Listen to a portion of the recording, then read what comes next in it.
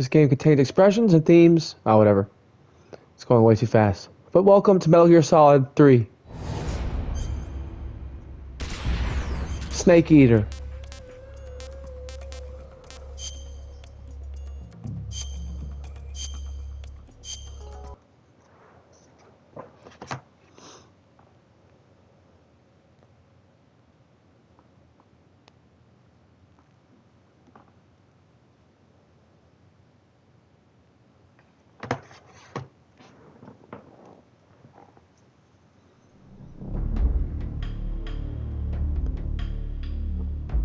A Hideo Kojima game. Metal Gear Metal Gear Solid 3. My dad called it Metal Gears of War the other day.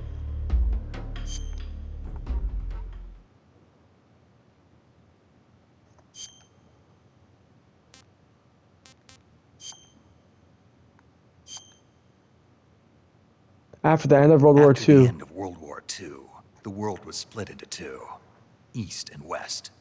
This marked the beginning of the era called the Cold War.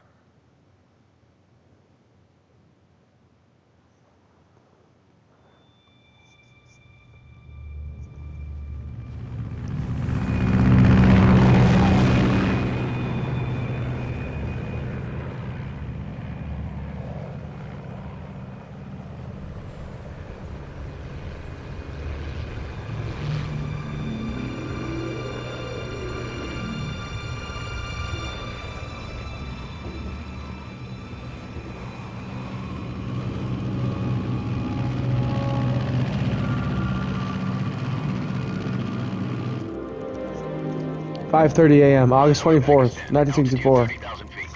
Approaching Soviet airspace. 20 minutes to drop off. Commencing internal depressurization. Equipment check. Arm main parachute. All right. You ready to go? Drop zone still showing a high pressure mass. Cav okay. Good. We've got high visibility.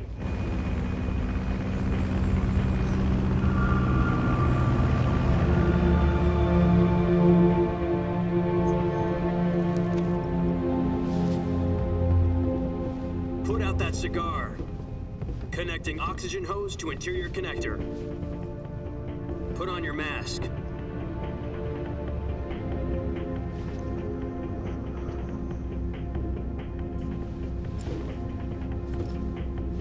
Does this panty waste know what he's doing? Approaching release point. 10 minutes to drop off. Hey, are you deaf? He said put out the cigar and put on your mask.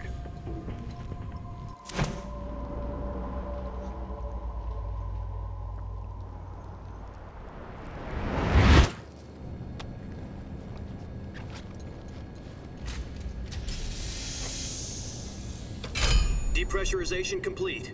Checking oxygen supply. 6 minutes to drop off. Opening rear hatch.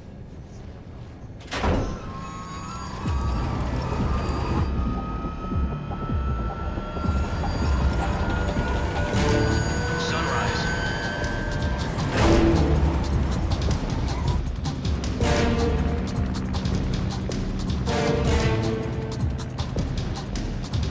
External temperature minus 46 degrees Celsius. 2 minutes to drop off. Stand up. You'll be falling at 130 miles per hour. Try not to get frostbite from the wind chill.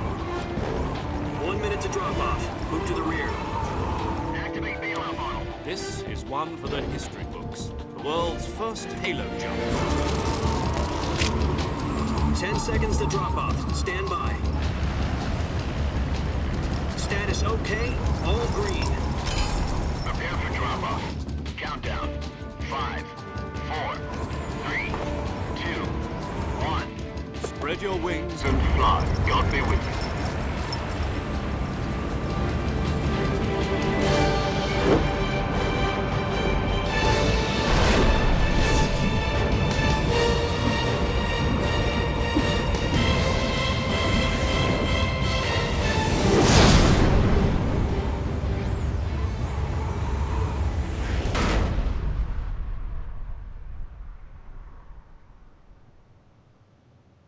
Jack, I've got some important news. The head of the CIA has finally given us the green light for the Virtuous mission. Virtual mission? No, the Virtuous mission. The future of our Fox unit depends on it.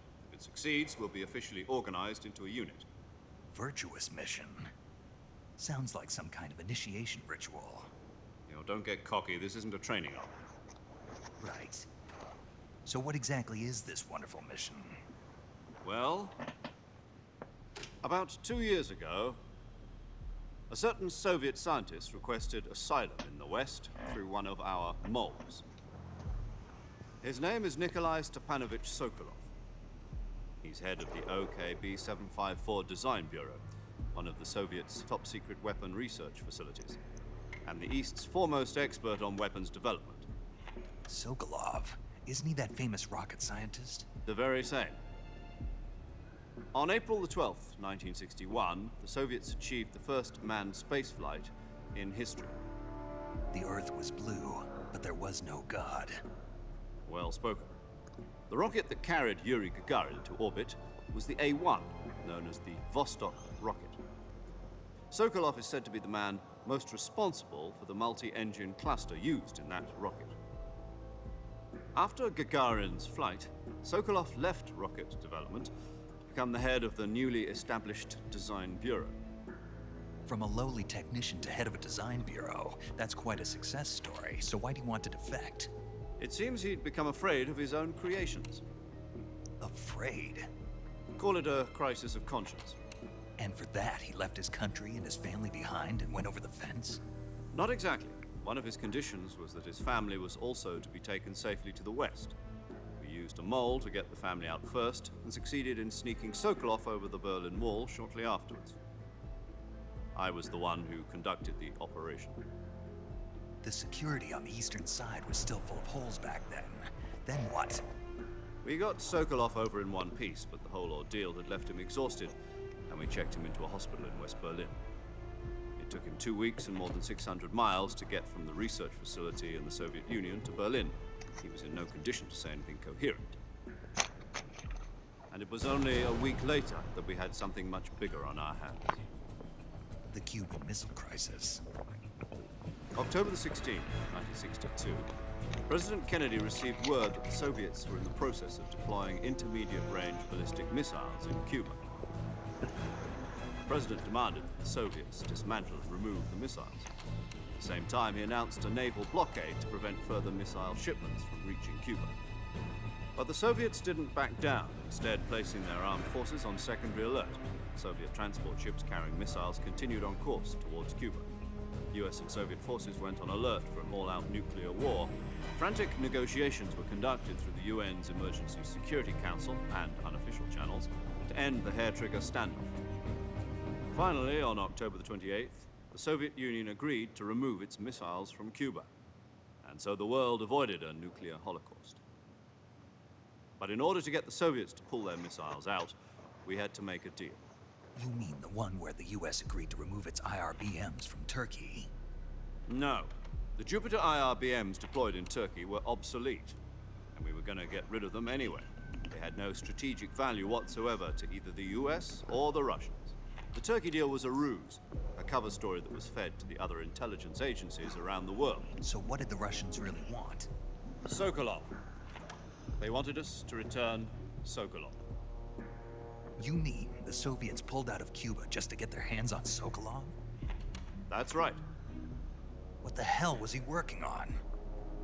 At the time, we had no idea. We were running out of time. It was either give up Sokolov or risk full-scale nuclear war. In the end, we had no choice. President Kennedy gave in to Khrushchev's demand. The next day, I got Sokolov out of the hospital, handing him over to agents on the eastern side. Sokolov kept on screaming, "Save me," until he disappeared from my side. Then a month ago, we received some new information from one of our moles. About Sokolov? Yes. He was taken back to the research facility and forced to continue working on the weapon in question under KGB supervision. What's more, it's on the verge of completion. So what kind of weapon is it? Something to do with space rockets? No, missiles. Same technology. I guess you're right. We don't know the details, but it appears to be a new kind of nuclear device. For half a year now, the Soviets have been conducting frequent nuclear tests at Semipalatinsk. Something to do with the weapon, I assume. We're talking about a secret weapon so big that Khrushchev was ready to pull out of Cuba to get it back. Is Sokolov still in the facility? No, according to our intelligence, he's in Selino-Yarsk, a place in the mountains about 3 miles to the west that's known as the Virgin Cliffs. The Virgin Cliffs. Nice name for a virtuous mission. They moved him there just recently. Why? Apparently, they're conducting a field test of the weapon, but it's our best chance to get him back. This mission would never have been possible if he was still in the research facility. This is our last chance. Sokolov must have known that too when he contacted us.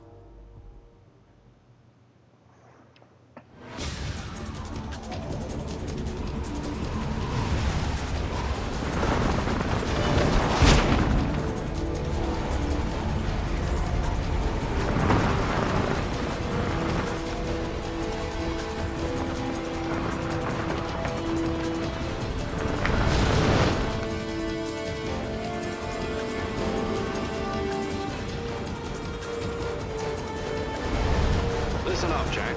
Your mission is to infiltrate Selino-Yarsk in the Soviet mountains, ensure the safety of Sokolov, and bring him back to the West.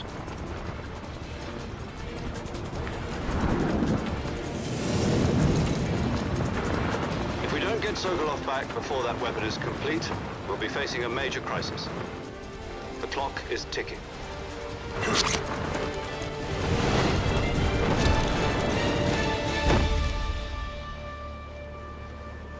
Once we've confirmed the rescue of Sokolov, stand by at the recovery point. A recovery balloon will be dropped at that point. Helium will be pumped into the balloon to inflate it. The process takes about 20 minutes. Once it's complete, the gunship's arm will latch onto the balloon and pull it up. The Fulton surface-to-air recovery system. I'm familiar with the theory. Take it easy. It's been combat-proven. Do you think Sokolov is up to it? The shock will be less than during a parachute jump, and the arm can handle up to 500 pounds. So you're planning on going over the border in a single combat Talon? She's equipped with 2 6-barrel 20mm Vulcan cannons, as well as 2 40mm machine guns. Sounds like she could hold her own against a battalion of tanks. Even with the fuel in the reserve tank, we're facing a 4-hour time limit. If all goes well, it shouldn't take more than a few hours. Home in time for dinner. But if anything goes wrong, You'll be eating dinner, breakfast, and all the rest of your meals in the jungle.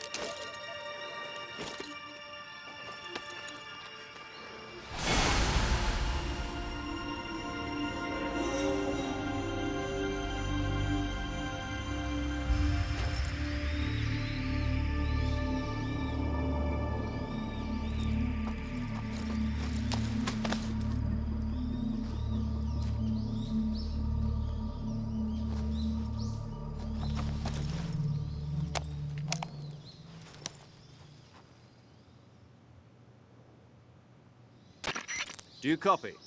You're already in enemy territory, and somebody might be listening in. From here on out, we'll be using code names to refer to each other.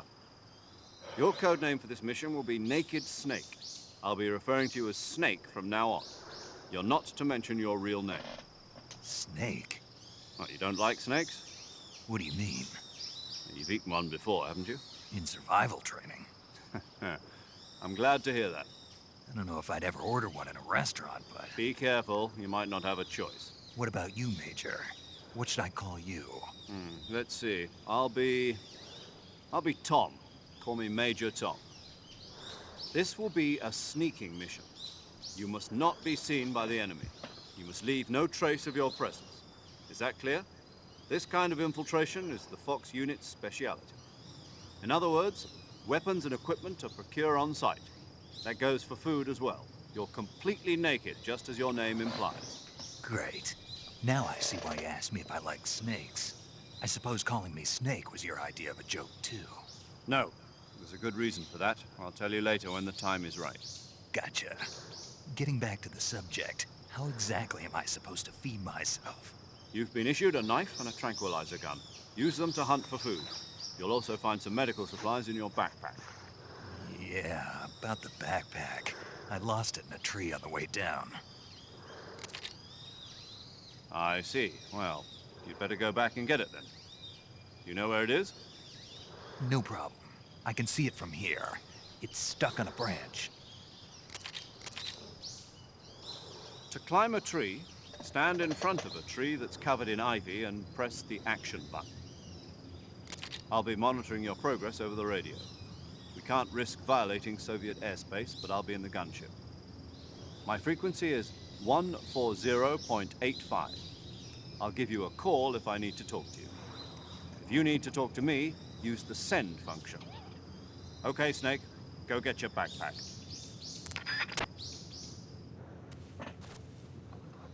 Okay, guys. Welcome to Metal Gear Solid 3.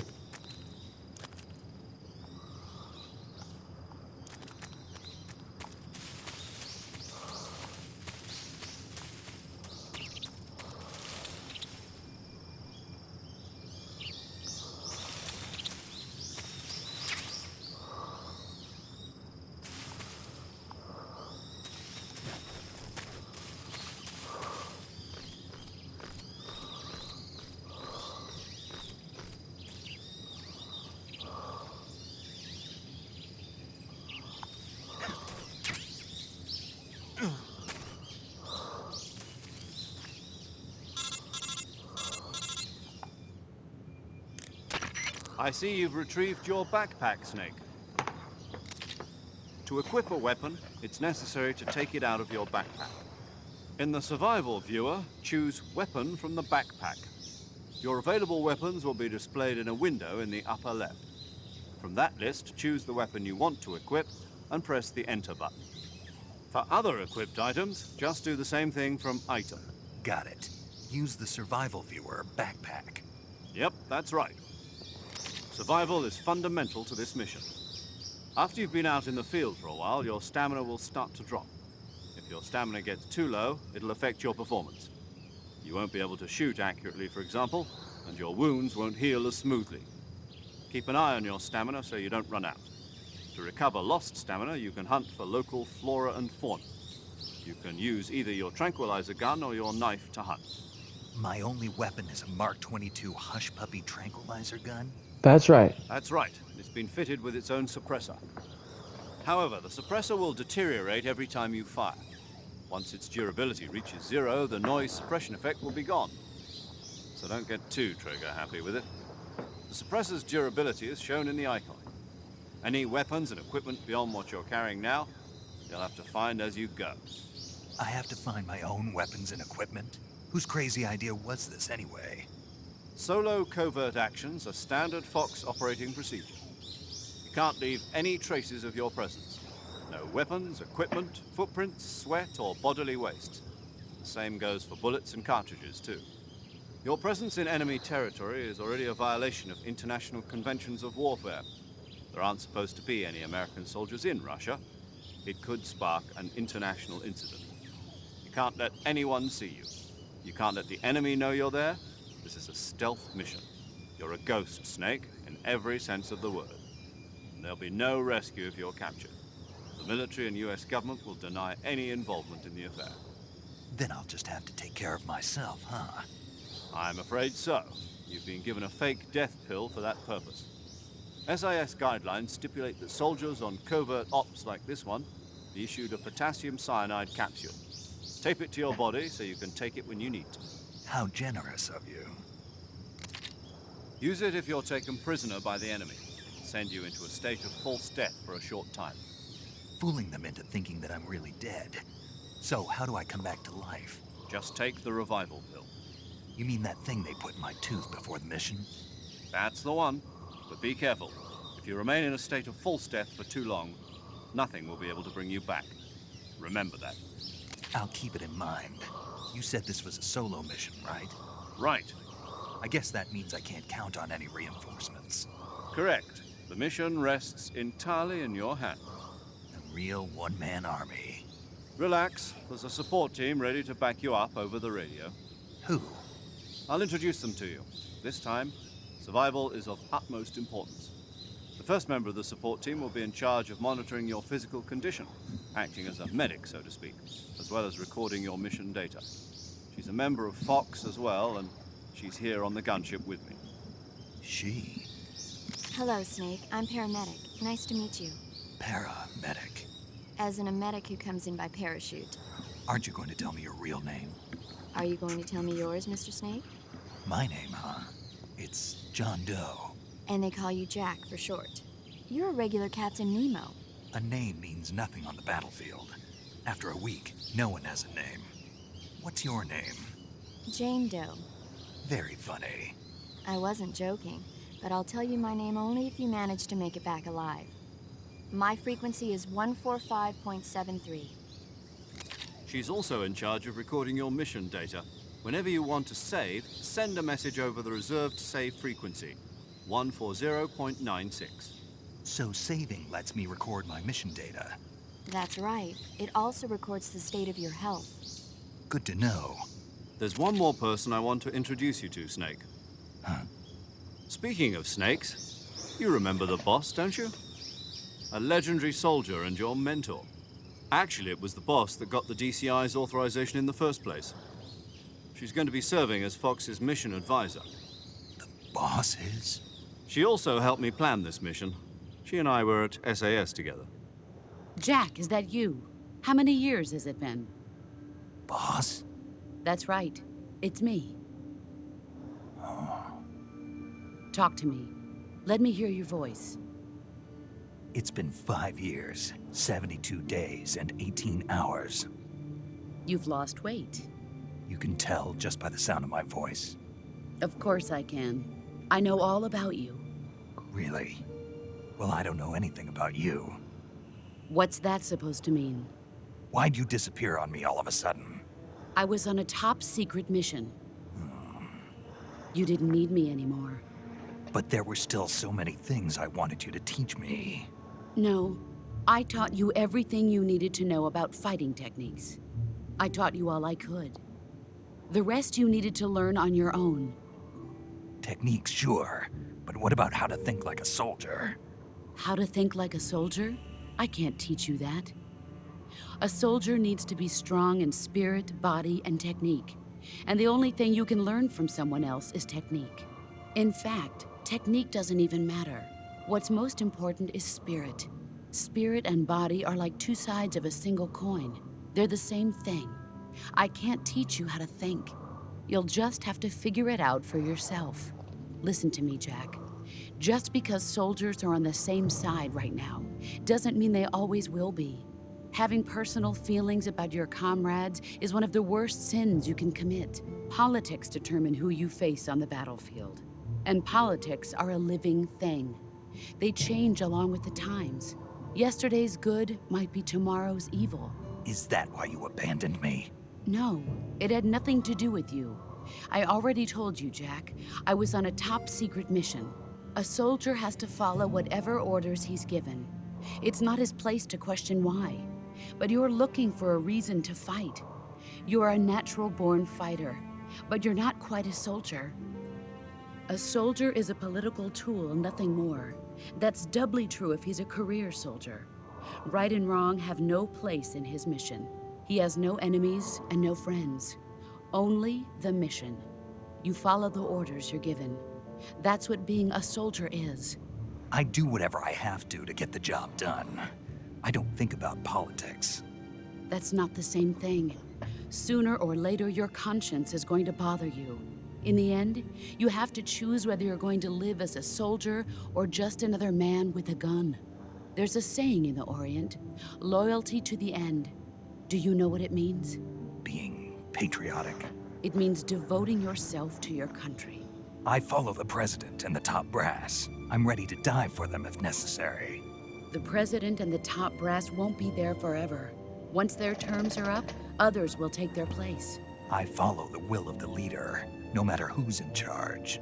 People aren't the ones who dictate the missions. Then who does? The times. People's values change over time, and so do the leaders of a country. So there's no such thing as an enemy in absolute terms. The enemies we fight are only enemies in relative terms, constantly changing with the times. As long as we have loyalty to the end, there's no point in believing in anything, even in those we love. And that's the way a soldier's supposed to think? The only thing we can believe in with absolute certainty is the mission, Jack. All right, but do me a favor. What is it? Call me Snake. Snake. Oh, right. Your codename is Snake. It suits you well. That's right. The legendary unit that the boss put together during World War II was a snake. The Cobra unit, a group of heroes that brought the war to an end and saved the world. As long as you've got a legendary hero backing you up, you'll be fine. Isn't that right, Snake? Yeah, I can't think of anyone else I'd rather have with me. Oh, and one more thing, boss. Yes? It's good to hear your voice again. Same here.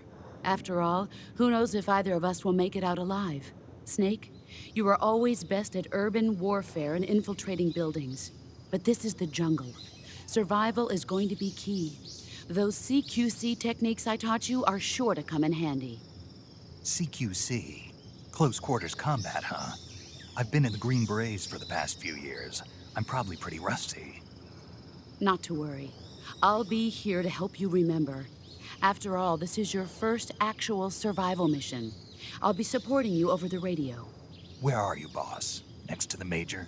The boss is communicating with us by radio from aboard a Permit-class submarine in the Arctic Ocean. My frequency is 141.80.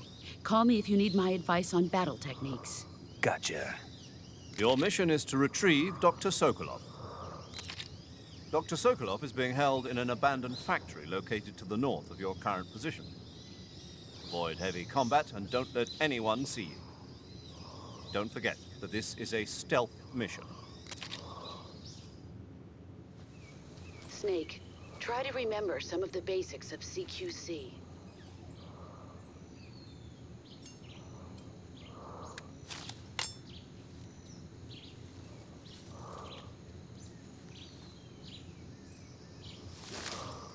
Commencing virtuous mission now. Okay, guys. It's been roughly 30 minutes. That was a lot of talking. We had a lot to do. Thanks for watching so far. Hope you all have a great day. Thanks. I'll see you next time.